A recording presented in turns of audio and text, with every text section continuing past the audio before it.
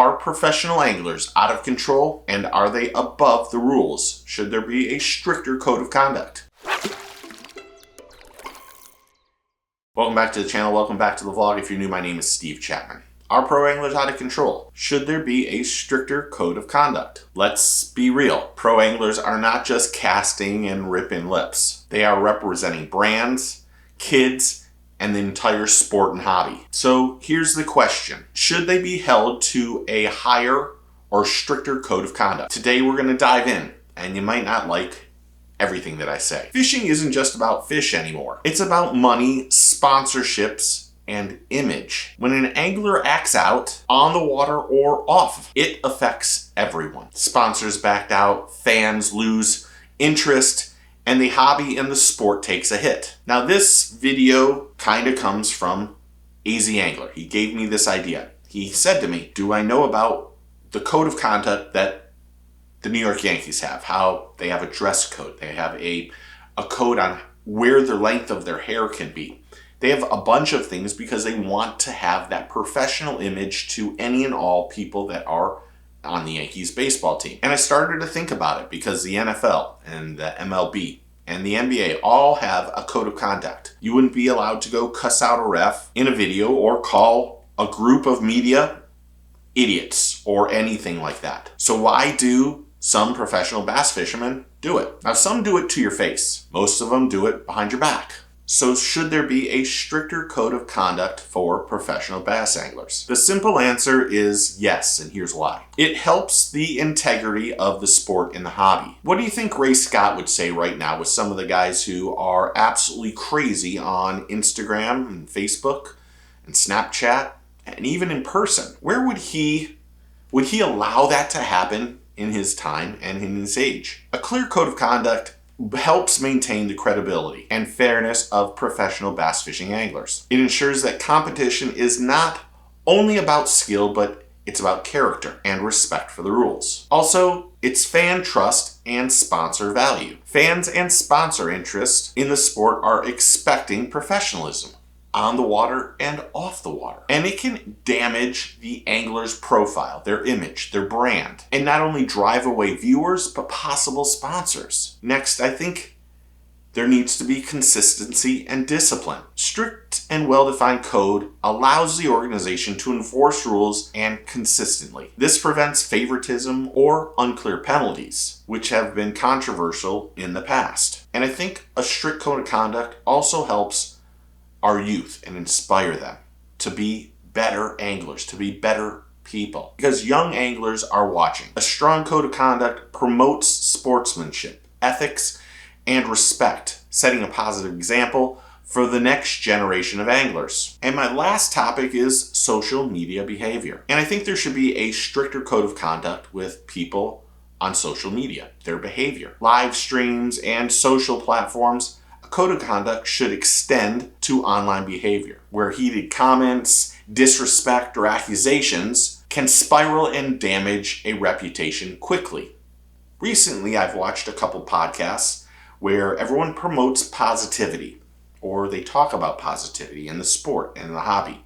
But within the same sentence, they start calling all the people who maybe don't agree with their exact sentiments, they're idiots. They're instantly called names. They're called douches, or they're called all sorts of things because their beliefs don't line up with someone else's. And everyone is entitled to their own opinion. Social media is good in a lot of instances, but in fishing, there are too many people that will never admit that they are wrong. Or they're so high on their ego that they just think that and everything that comes out of their mouth is the only way things should be. Those are the people that just like to hear their own voice. And there's way too many of them. And they get a lot of views. They get a lot of subscribers. There's some people that work really hard, are humble. I saw something recently that really bothered me. Someone taking a shot at Randy. Now you might like Randy, you might not like Randy. To each his own. But Randy has a passion for this sport. And his work ethic is better than most that are out. Most people just get online and start talking. No thoughts, no real thoughts to themselves. They get on here to hear themselves talk. I have 3 pages of notes sitting in front of me that I do the research on. But online social behavior has gone a little bit too far. Calling people names isn't the way we should do things. Like them or dislike them. And here's an overview of what I think the code of conduct should be. On the water ethics, snagging spots, blocking or trash talking during an event should have automatic fines and penalties, and even suspensions if it goes too far. I think if you're off the water, anglers need to represent their brands. Acting like a punk reflects on us all. And lastly, I think there should be a social media rule. I think that if this is the biggest one, I think if you're out there misrepresenting the hobby and sport by doing things that are, you have to, I think the best way to put it is, I think you have to make everything like you're doing it for a 10-year-old. In the way you talk, in the way you swear, in the images that you use. And I think by calling people out and constantly throwing accusations is being absolutely toxic for the sport and the hobby. And there should be consequences from all the organizations for the anglers that do those things. We need to hold ourselves to a higher standard. If we want this sport and hobby to grow, we have to show that we're policed at an even keel, that anyone and everyone can get in trouble. And I think these days there's just too many people trying to break into social media, do things that they think are funny, and just act like a punk. And this isn't just anglers, this is content creators also. But should anglers be held to a stricter code of conduct? So I want to hear what you think. Should there be a stricter code of conduct for the anglers? Professional bass anglers? Or is it just Wild West rules? Do whatever you want. If you love the hobby and the sport and you want it to grow, this means we should expect more from people that are in the public and at the top of the game. Smash that like and subscribe button if you like this kind of content.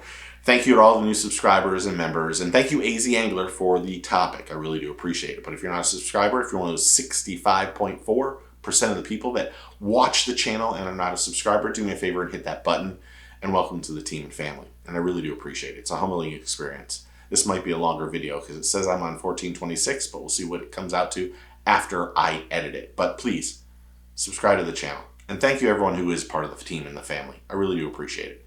Remember, take a kid fishing, tight lines, cheers, and get your fish on.